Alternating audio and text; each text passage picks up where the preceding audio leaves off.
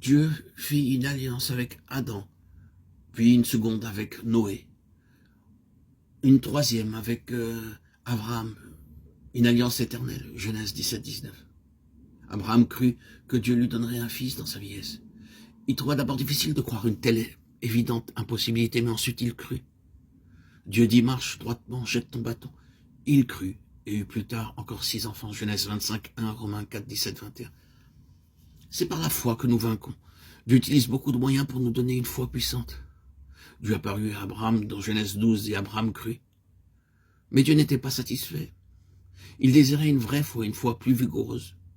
Dieu voulait montrer qu'il avait une autre puissance, la puissance de la résurrection. Une foi forte n'est pas le résultat d'une qualification humaine, mais le don de Dieu. Combien souvent avec anxiété, nous versons des larmes à cause de notre crainte et de notre incrédulité. Quelquefois la crainte est la crainte de l'homme. Selon Isaïe 54-17, vous devez laisser les gens dire ce qu'ils veulent sur vous. Quand nous avons commencé cette œuvre de Dieu, beaucoup ont écrit et nous ont calomniés. Mais ils ne vont pas essayer de nous défendre nous-mêmes. Fidèle à sa parole, Dieu n'a jamais permis à aucune arme forgée contre nous de nous atteindre. Ainsi, ne donnons pas accès à la crainte et à l'incrédulité. Dans les Philippiens 4-6, il nous est dit de ne nous inquiéter de rien. Beaucoup d'enfants de Dieu s'inquiètent au sujet du loyer, des meubles ou de l'avenir. Même si je n'ai rien aujourd'hui, un jour il me rendra capable de jurer de toutes choses. La 4e alliance de Dieu fut établie avec Moïse, Deutéronome 18-15. En accomplissement de cette alliance, le Seigneur Jésus-Christ est notre prophète. Les enfants d'Israël attendaient et entendaient la voix de Dieu par Moïse. Maintenant, chaque croyant peut entendre la voix de Dieu par le Seigneur Jésus-Christ. Dans Hébreux 3-6-16, nous lisons par 3 fois sa voix. Nous vainquons en entendant la voix du Seigneur Jésus-Christ.